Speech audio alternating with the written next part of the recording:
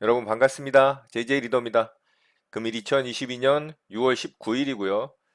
자, 최근에 무상증자 관련해서 이 기업들이, 이 종목들이 슈팅이 강하게 나오고 노터스 같은 경우 상한가를 무려 뭐 7방, 8방 이상씩 가는 그런 강한 상승이 나오는 모습을 좀 보여주고 있는데요.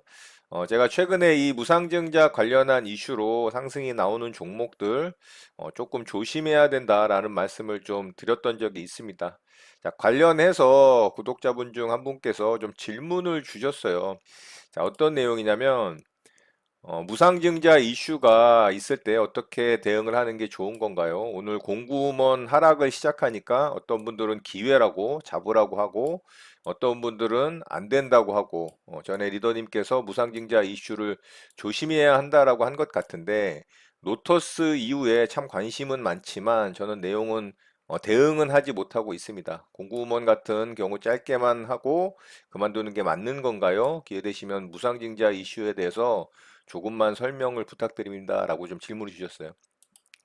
자, 무상증자 이슈에 대해서 제가 좀 조심을 해야 된다라는 말씀을 드렸던 이유는 무상증자라는 거는 좀 단발적인 뉴스잖아요. 단발적인 재료죠. 그러니까 이렇게 테마나 어떤 이슈가 생겨서 주가가 급등이 나올 때 주가가 이렇게 슈팅을 준 이후에 이렇게 이제 조정을 줍니다. 그리고 이렇게 좀 쉬어가다가 재차 이 정고점을 돌파를 하면서 2차 슈팅 구간이 나올 경우가 있어요. 이런 경우가 이제 그런 테마나 이슈가 계속적으로 진행형이냐, 이슈가 살아있느냐, 이런 상황일 때 이렇게 2차 상승 파동이 나오는 경우가 있거든요. 단발적인 재료 뉴스 같은 경우는 이렇게 1차 슈팅 이후에 살짝 여기서 흔들다가 아래쪽으로 죽는 경우들이 대부분입니다. 그렇다면은 무상증자를 한번 생각을 해보자면 연속성이 있나요? 지속성이 있나요? 그 이슈가 계속해서 주가를 끌어올릴 수 있을 그런 강한 상승 모멘텀이 가능한가요? 네, 저는 그렇지 않다라고 생각을 합니다. 그래서 조심하라는 말씀을 드렸던 거고, 자, 그러면 이제 이렇게 질문하실 수도 있어요. 노터스 같은 경우는 그러면 2차 파동이 나왔는데, 어떻게 설명할 거냐, 이렇게 말씀하실 수도 있죠. 자, 노터스 같은 경우는 여기서 한 차례 파동 나오고, 정고점을 돌파를 하면서 여기서 쉬어갔다가 2차 파동이 뭐 어마어마하게 나왔죠. 여기서 상한가가 6방, 여기까지 7방이 들어갔으니까요. 그러면은 이거는 어떻게 설명을 할 거냐 이렇게 물어보실 수도 있습니다. 그런데 굳이 제가 뭐 이유 아닌 이유를 대자면 이 종목 같은 경우는 진짜 사상 초유의 무상증자를 한 케이스거든요. 이게 700%인가요? 800% 무상증자 있죠? 네, 맞네요. 예, 한 주당 8주. 자, 보통 무상증자를 하게 되면 대부분 기업들이 한 1대1 무상증자 정도 합니다. 1대1 무상증자라는 거는 100% 무상증자를 하는 거죠. 그거보다 좀 약하게 하는 기업들은 뭐 0.5주, 뭐 0.7주, 0.8주 뭐 이렇게 하는 기업들도 많아요. 보통이 이제 1대1 무상증자면 정말 과감하게 무상증자를 하는구나 뭐 이렇게 말할 수가 있는데 노터스 같은 경우는 진짜 말도 안 되는 이 무상증자를 한 케이스예요. 이 무상증자를 한다라는 건 기업에 이 남는 돈이 많다라는 겁니다. 보통 우리가 재무제표를 볼 때 유보율이 높은 기업들이 이 무상증자를 할 가능성이 굉장히 높은 겁니다. 유보율이라는 건 결국에는 기업에 남는 돈이거든요. 잉여금이라고 하죠. 그래서 재무제표상으로 자본에 속해 있는 자본금과 잉여금이 있는데 그 잉여금을 자본금으로 옮기는 게 이제 무상증자라고 보시면 돼요. 그래서 유보율이 높다라는 얘기는 무상증자를 할 가능성이 좀 있다. 뭐 이렇게 볼 수도 있는 거죠. 그래서 조강 ILI가 또 이제 무상증자 이슈가 나오면서 이 종목도 또 500% 무상증자 이슈가 이제 발생을 했거든요. 그래서 이 기업 같은 경우 유보율을 보면은 1100%죠.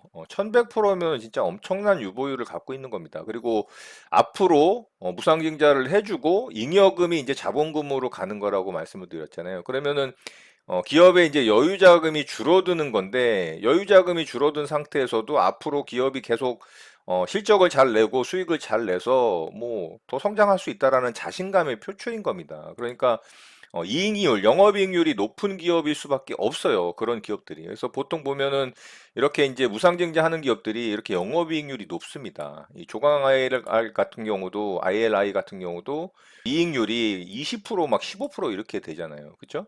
자, 노터스 같은 경우 한번 볼까요? 자, 노터스 같은 경우는 자, 보이시나요? 유보율이 8000%입니다. 이거는 뭐 조광아이가 500% 무상증자하는데 유보율이 1100%인데 얘는 거의 8배잖아요. 그러니까는 8배 무상증자를 할 수 있는 능력이 되는 거죠. 그렇죠? 그리고 영업이익률도 보시면 이 기업도 15% 이상이 나오죠.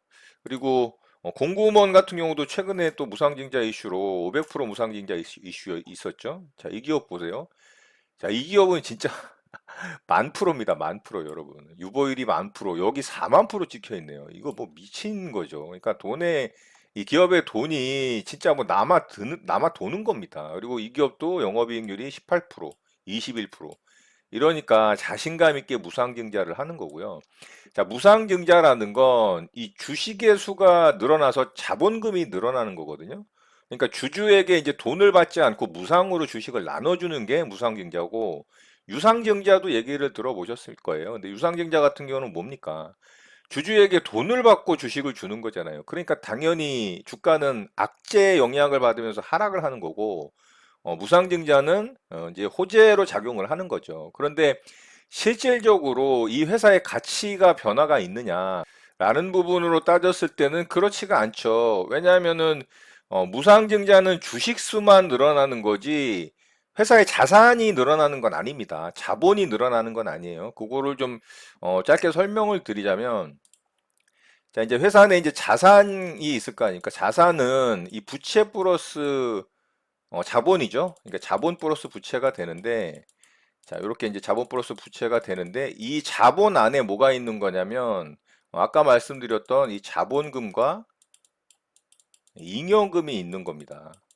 그래서 아까 조금 전에 제가 재무제표를 보여드렸지만, 잉여금이 이제 곧 유보율이라고 보시면 돼요. 그래서 회사에 남는 돈, 이익으로 쌓아둔 여유 자금이 많기 때문에 그거를 주주 가치를 이제 재고를 하면서 이렇게 이제 자본금으로 넘겨서 무상증자를 하는 겁니다. 그래서 잉여금이 무상증자를 하게 되면 자본금으로 가는 거예요. 그런데 이 자본이 이제 자본금 플러스 잉여금이니까 이 자본의 변화가 있나요?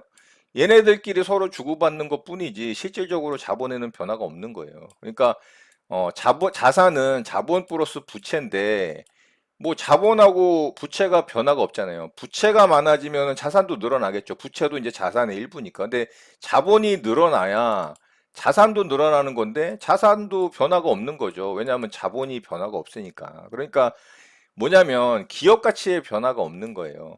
이해가 되시나요?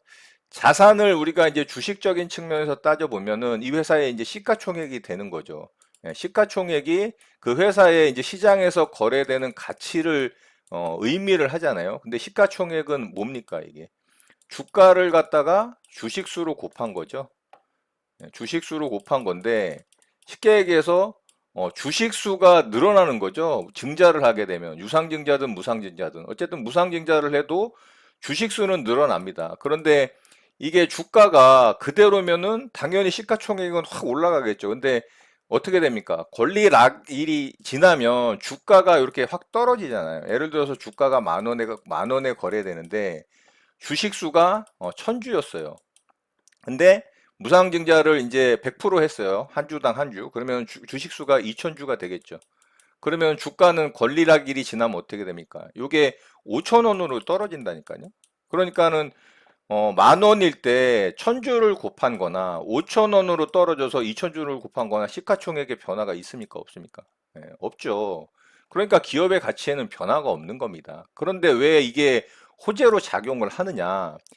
조금 전에 여러분들이 보셨다시피 기업의 잉여금이 많다라는 얘기는 영업이익률이 높다라는 얘기고, 영업이익률이 높다라는 얘기는 장사를 잘한다는 얘기죠. 그러니까 그 회사가 장사를 잘하기 때문에 앞으로 더 성장할 수도 있겠구나라는 이 추정이 가능하죠. 그래서 기업의 가치가 더 올라갈 수 있겠구나라고 생각하면서 호재로 작용을 할 수도 있는 거고요.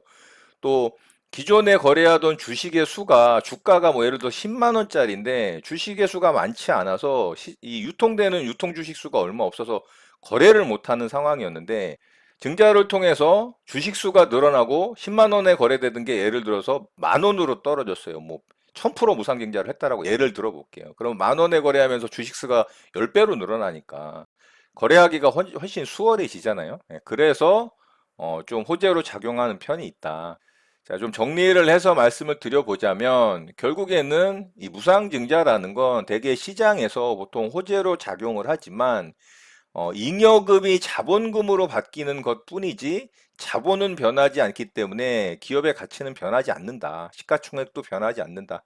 그렇지만 주식 수가 많아지고 주가가 내려가서 유동성이 풍부해지기 때문에 거래가 활발해지고 또 주가가 올라갈 수 있는 어떤 이 기업의 가치가 인정이 되면서 좀 주가가 상승할 수 있는 어떤 호재거리로 작용한다라는 부분. 자, 그리고 제가 좀 조심하라고 말했던 부분은 바로 단발적인 이슈로 인해서 주가가 급등이 나오는 것이지 그게 조정 이후에 다시 연속성을 가져갈 수 있는 이 회사의 주가를 끌어올릴 수 있는 모멘텀은 강하게 만들어지지 않을 가능성이 높다. 단발성인 재료일 가능성이 높다. 그래서 주가가 상승 이후에 아래로 죽을 가능성이 높기 때문에 좀 조심을 해야 된다라고 좀 말씀드리면서 정리를 할 수 있을 것 같습니다.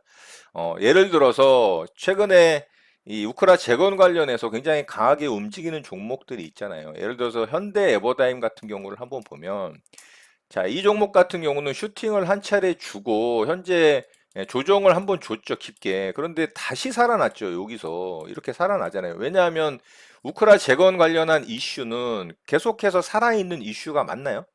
맞죠. 아직 전쟁이 끝나지 않았기 때문에 전쟁이 끝날 즈음에 우크라 재건은 당연히 해야 될 수밖에 없는 그런 어, 이유가 되는 거죠. 그러니까 이 관련한 이슈는 살아있는 것이고 이렇게 주가가 다시 살아나면서 이런 정고점을 뚫고 갈 수도 있을 가능성이 높다라는 겁니다. 그러니까 연속성이 있느냐, 재료나 뉴스가 살아있느냐, 이게 중요한 겁니다. 어떤 얘기를 드리는지, 말씀을 드리는지 이해가 되시죠? 우린 PTS 같은 경우도 마찬가지예요. 우린 PTS 같은 경우도 자, 이 종목은 3차 파동이 다 나왔는데 여기서 또 2차 파동 정고점을 뚫고 갔죠. 자, 이 회사가 기업 가치가 엄청 높아서 이렇게 상승이 나온다? 그게 아니고요. 이 회사의 M&A 이슈 기대감이 있기 때문에 그래요. 이 삼성의 대형 M&A 이슈가 있잖아요. 근데 삼성이 지금 M&A 기업을 공식적으로 딱 어떤 기업이다 발표를 한 게 아니죠. 그러니까 계속해서 이 기업이 될 수도 있을 거라는 기대감이 살아있기 때문에 연속성이 있고 지속성이 있는 겁니다. 그러니까 무상증자 이슈와는 다르다. 그래서 제가 무상증자를 조금 조심을 해야 된다. 슈팅이 1차 파동이 나와서 슈팅을 준 어느 정도 가격이 좀 상승이 나온 종목들은 조심을 해야 된다라는 말씀을 드렸던 겁니다. 자, 이렇게 이해하시면 될 것 같고요. 오늘은 구독자분 중 한 분께서 질문을 주신 무상증자 관련한 이슈에 대해서 내용에 대해서 좀 설명을 드려봤습니다. 자, 오늘 내용 또한 많은 도움 되시길 바라고요. 오늘 내용은 이것으로 마치도록 하겠습니다. 오늘 하루도 마무리 잘 하시고요. 늘 행복하시기 바랍니다. 여러분의 구독과 좋아요는 영상 제작에 큰 힘이 됩니다. 감사합니다. JJ 리더였습니다.